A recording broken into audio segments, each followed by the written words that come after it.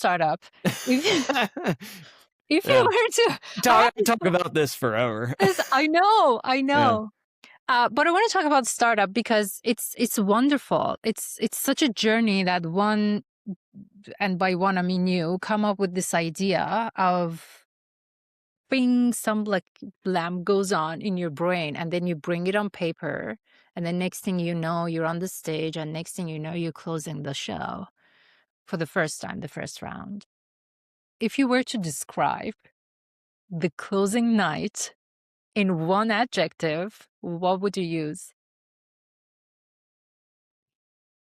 First closing night, and then we go to. Yeah. I mean, is proud an acceptable Oh, answer?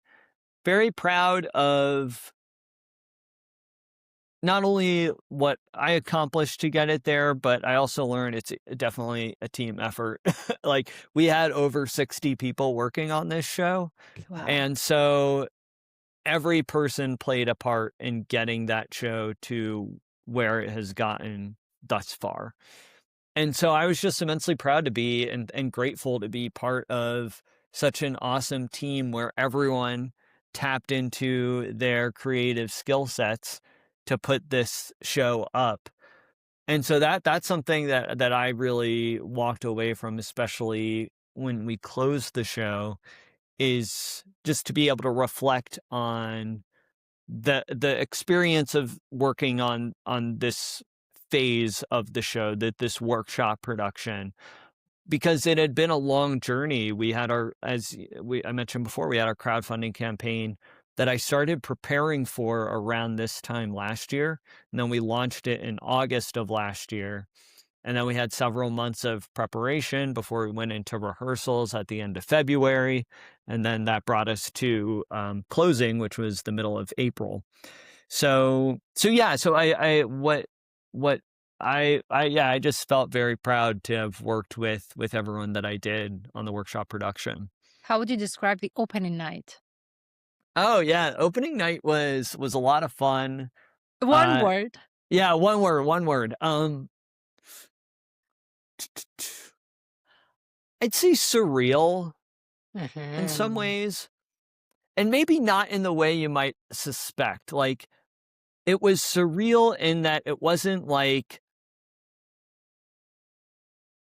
yeah, it was interesting. I told this to, I think, to one of the actors, that because so many people were working on this show, there were times where in some ways I almost forgot that I wrote it, Aw. where it was like, oh yeah, this is, and it's surreal in the way of like, oh yeah, this is like something that I created, that I like birthed into this world with, obviously with, my, alongside my collaborator Kevin. And then it was just this living, breathing show. I'm sure it's nothing like having an actual baby, but I think the Oh, for the the sure. comparison is like, you have this baby, and then it's like a separate human from you. It's like, it's so, for so long it was something that existed kind of inside my head, and now it was something that existed in reality, and has been touched by so many different hands creatively, that yeah, it wasn't like a surreal thing of like, oh my gosh, like the show's finally at this stage and I'm seeing it on its feet. Like, yes, maybe there was an element of that, but it was more so like, I'm seeing this show and it's like, oh yeah, these were songs that were stuck in my head for so long. Oh. And that this show sat with myself individually for such a long time. And then I eventually brought Kevin in, and then it was just us two for a while. Then I brought in the director, Mia, and it was just us three. And then we brought in the cast. And so, like, at different stages in this development process, more and more people have gotten involved. And so yeah, I think it was just interesting to see it come to fruition and to remind myself, like, oh yeah, this started in my head. How long did it take you from that idea from your head onto paper? I would say, like, I probably started writing it after a few months, But it's important to keep in mind too that the show's completely different from what it was when I first wrote it. The show changed a lot from that very first reading that we had back in 2021 from when we did the workshop production this year. So yeah, so that kind of just reminds me too that there's no success that happens overnight, so to speak. It's a really just an ongoing sort of creative process. So there were a lot of things that changed, but I think the most important thing that I learned is you just need to get something out there, like get something on paper, put it out for the world, get that feedback, see what's working, see what's not. So yeah, so it was from the idea, I feel like it was a relatively quick process, but to get it to where it's at now has been a very long process. Long process, I can imagine. So collaboration can expand an idea and it can also challenge it, right? So Yeah. how did collaboration change the relationship that you had with your own vision? That's a really good question. What I will say is that producing the show was its whole other bag of challenges. Something that I enjoyed about it though was yeah, we could get into the challenges or the process of producing, but something that I enjoyed about it was bringing together the team of people. And for me, the whole process was learning to trust people in their given roles and making sure that and keeping in mind that like nothing's precious of like even if there was something that our director did differently than I might have done, I'd have a conversation with her and sometimes like she'd be open to my suggestions. Sometimes she would feel strongly about doing things a certain way and I'd be open to her thoughts and opinions on things. Same things with like choreography and then the execution of the music as well. And so for me, a lot of it was learning to trust people and making sure that as both the writer and the producer of the show, making sure that I wasn't stepping on anyone's toes or feet or however you want to say it, because I wanted to make sure that the artists in their given roles were not only flourishing in their role, but also putting their own artistry into it as well. And I mean, my team might tell you otherwise, but I think overall I did a good job of like stepping back and being able to like let people really shine in their respective roles for the production. I wanted to ask you next, was there a version of you that you had to step out of in order to be present for your team?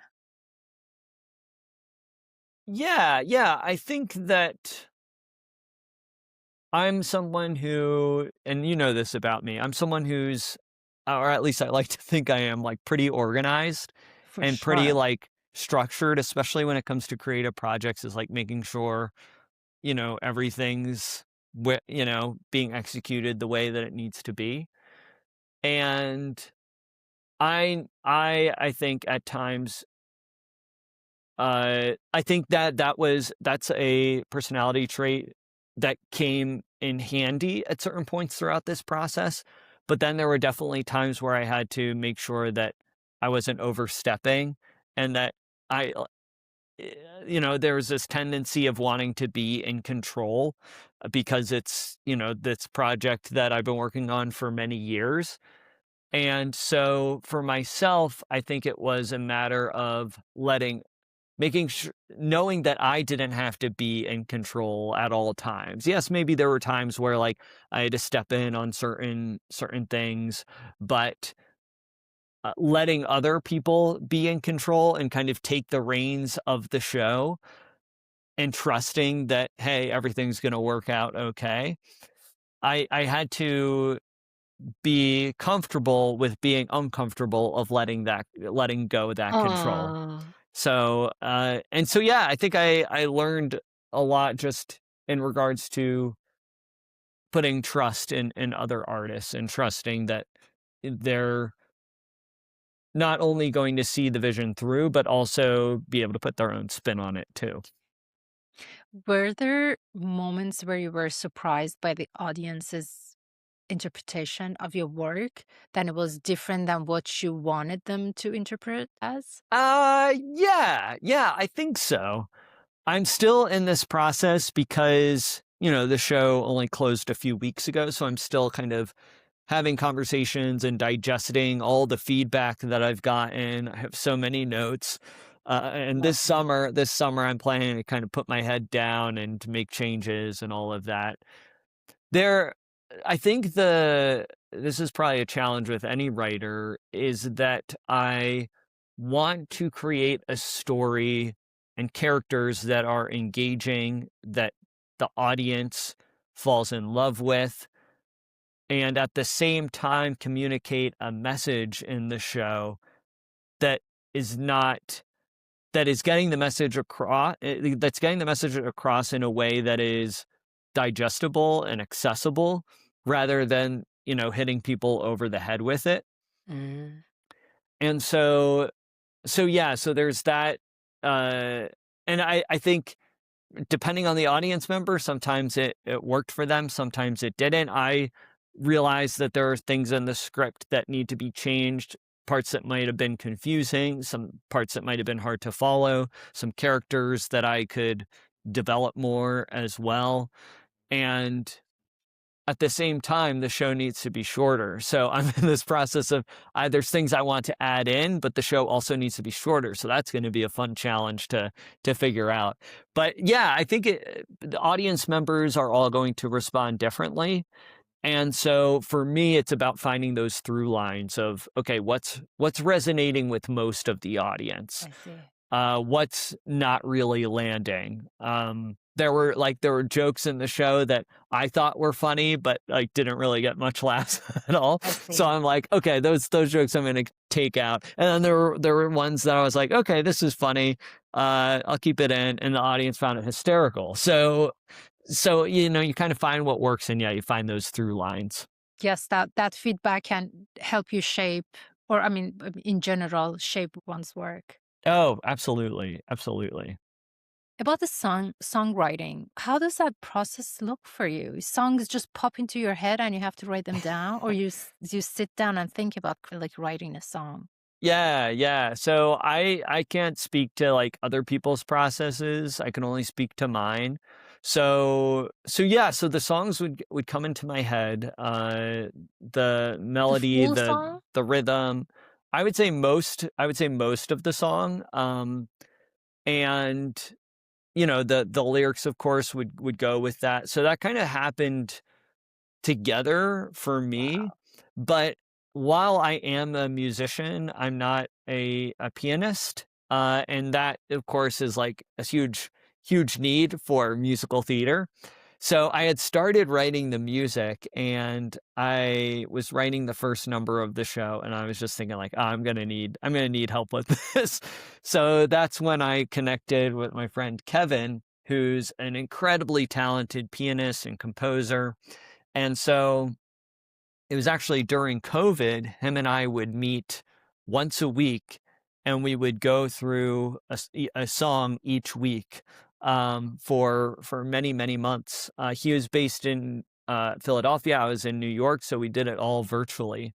Okay. And that's essentially how we worked on the songs together, is that um, I would kind of give him a sense of what I was thinking. I would like sing the song. I'd give him kind of like the rhythm of it. He'd pluck it out on the piano. We would iterate, kind of see what was working, what wasn't. And then he would create the piano accompaniment that went along with the melody of like the singing melody of the song. So he's been incredible to work with. The startup would not exist without Kevin. And that's kind of essentially how we created these songs together. And then for our workshop production, Kevin and I were very fortunate to work with someone else named Jonah Barnett, who was our orchestrator. So Jonah wrote all the music for our six-piece band that we had for the show. Wow. So it was so cool for this production to be able to hear our songs like like fully realized with a band playing them as well, in addition to, of course, the singers and then the piano as well. So yeah, so I don't know how other composers and lyricists, songwriters work. But that has worked really well with Kevin and I, and we have an amazing working relationship, in that, like, some of the songs in the show are more abstract. They're kind of weird, and But they are very fun. I listen to them. oh, yeah, thank They're you. very Yeah. fun. Yeah, we have found a way to, make these songs happen and make them doable, and yeah, people seem to love the music, so it's great. How was the process of casting for those roles and the singers? Yeah, yeah, so we did our first round of auditions for our staged reading back in 2021, and we did virtual auditions, and then we did in-person callbacks. And this was like a lot of people's first project after COVID, because it was in 2021. And so we had like a bunch of the kind of the COVID restrictions to navigate. So that was its own process. But anyways, I say that because for this workshop production, about half the cast who was involved in that initial staged reading returned for our workshop production. So that was incredible to have. And they've been at different parts of the journey as well, like doing our demo recordings and other things as well.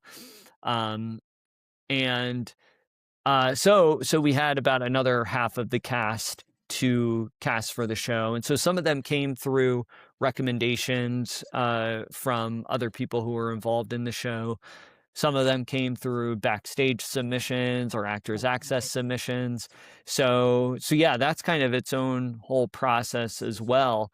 But yeah, it's really about finding actors who can portray the character that you kind of envision. And it's a combination of myself, our director, and then our music director who ended up casting the cast. Right. You are very talented. You do a lot of different things, like Oh, that's multidisciplinary artist. very kind. Well, that's true. Everybody knows. My question for you would be, was there a moment where you surprised yourself that, oh my God, I didn't know I could do this? Did you experience that about yourself, or did you get to discover something new about yourself throughout this process? Yeah, yeah, that's a good question.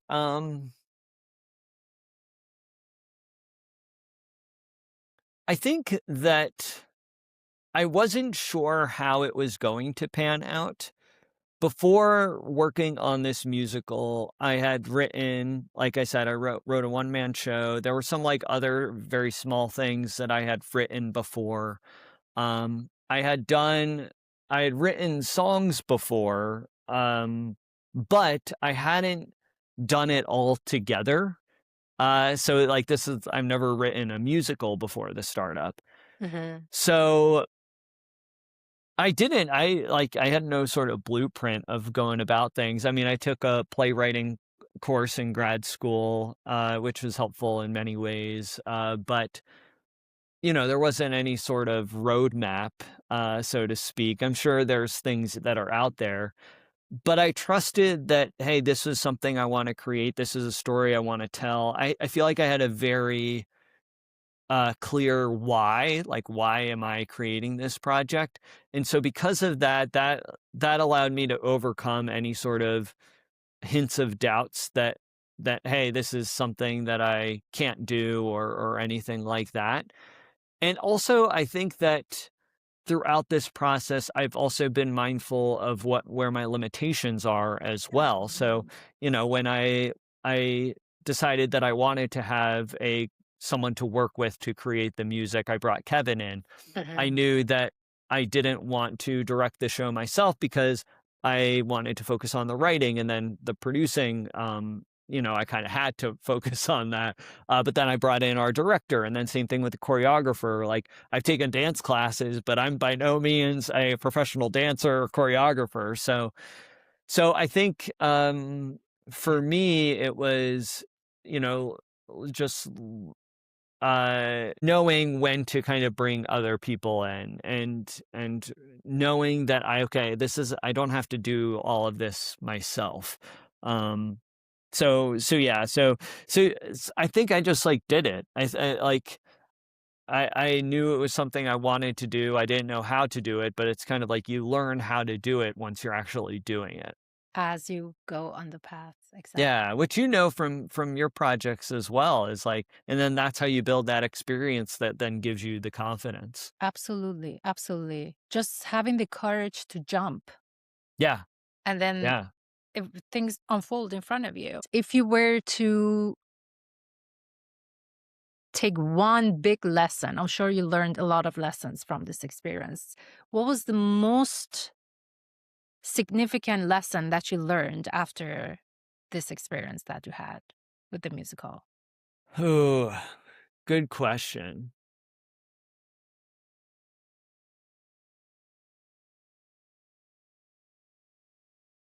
There's a lot of lessons.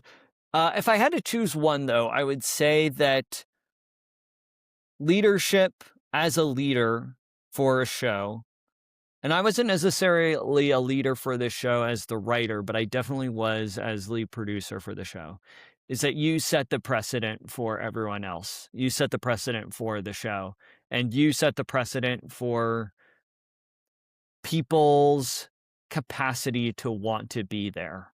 Mm. And so I think that's something just to keep in mind for anyone who's working on a project is that, when you are the one who's rallying the troops and bringing people together, it's on you to create an environment that people are excited to be there, that people are happy to be there. Because when you create an environment like that, which Shada, you've done in your projects as well, so you understand this, is that when people are excited and happy to be there, they're going to put their best foot forward. They're going to do their best work. And that's what everyone wants. Everyone wants everyone to do their best work. And when they're feeling positive and excited and happy to be there, that's when it's going to happen. So as a leader, it's on you. It's your responsibility to make sure that that happens. And if it doesn't, it's on you to take responsibility for being responsible for that or any other issues that come up. The buck stops with you in those scenarios. There's no one to blame except for yourself. So it's something always to keep in mind. But yeah, that I say would be the biggest takeaway. Very well said. Thank you for sharing.